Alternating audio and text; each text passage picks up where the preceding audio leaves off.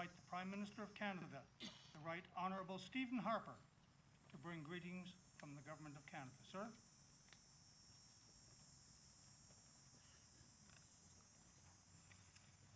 Thank you very much, Lieutenant Colonel Martin, for that kind introduction. Thanks also to President John Bishop, Terry Wickens, and everyone from the Korean Veterans Association of Canada. Greetings to Consul General Hong, to Lieutenant Governor Onley, Councillor Hames, Minister Blaney, Senator Martin, Member of Parliament Kyle Seaback, and to all the many MPs and senators and other dignitaries who have come today to show support for our Korean War veterans. I'm not going to keep you standing long, but I do want to spend a few minutes on some reflections. Nous sommes ici aujourd'hui afin de rendre hommage aux Canadiens qui se sont battus pour la démocratie dans la guerre de Corée. If I can begin with a personal reflection, on my first visit to Korea, I had the privilege of visiting the National Cemetery.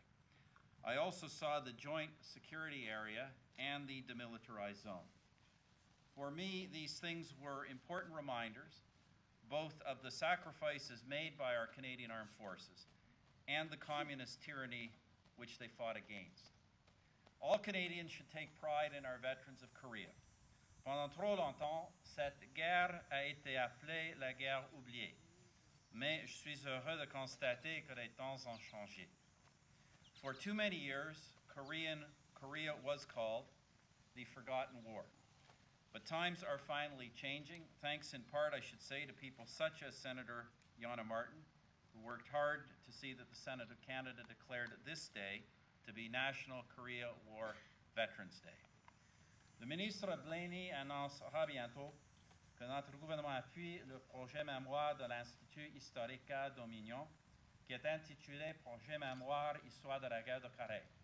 Ainsi, tous les anciens combattants de la guerre de Corée qui sont toujours parmi nous auront l'opportunité de partager leurs souvenirs. As well, Minister Blaney will soon announce that our government is supporting the Historica Dominion Institute's memory project, Stories of the Korean War. This will provide every living Korean veteran with the opportunity to share their memories. Our Canadian veterans of Korea have a story that must be shared with future generations.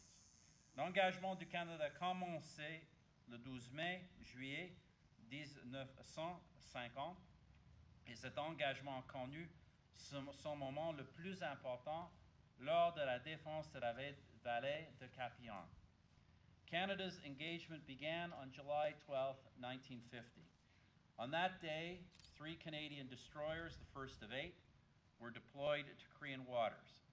An RCAF transport squadron followed, as well as 22 fighter pilots. The first ground troops of the Canadian Army Special Force were deployed later that year. Many and noble were their deeds. However, the defense of the Kapyong Valley, the road chosen by the North Koreans and their Chinese allies to attack Seoul, stands out, it's exactly 60 years later, as the defining battle for Canadians.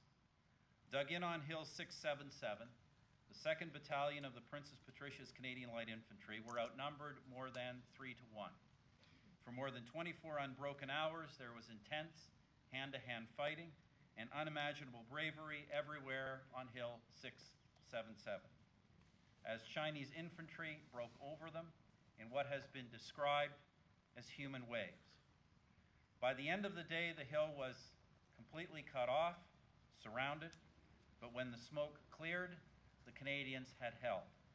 The communist invasion would go no further. Seoul was saved, and the stage was set for the UN counterattack that drove the invasion back over the 38th parallel. Pendant la guerre de Corée, le célèbre Royal 22e Régiment s'est enrichi d'un 3e bataillon. Cet bataillon servit tour à tour dans la brigade canadienne au sein de la 1ère division du Commonwealth en Corée. Canada, then and now, the courageous warrior, the compassionate neighbor. Time does not permit me to refer to the exploits of every Canadian unit whose blood was shed on the hills of Korea. But of the 27,000 Canadians who served there, 516 made the ultimate sacrifice. Many lie buried in Korean soil. And so, with due acknowledgement to Rupert Brooke, we may truly say that there is some corner of a foreign field that is forever Canada. Leur sacrifice est intimement lié à la remarquable ascension de la Corée du Sud, ce pays qui est passé de l'un des plus pauvres du monde à l'un des plus riches. These Canadian sacrifice is deeply interwoven with the story of South Korea's remarkable ascent from one of the world's poorest countries to one of its most dynamic. And through decades of immigration, Koreans have come here to make enormous contributions to Canada. So let us remember with pride all of those brave Canadians who served in the Korean War. Let us celebrate their triumph, this victory of freedom over tyranny, and may God keep our own land glorious and free. Merci beaucoup. Thank you.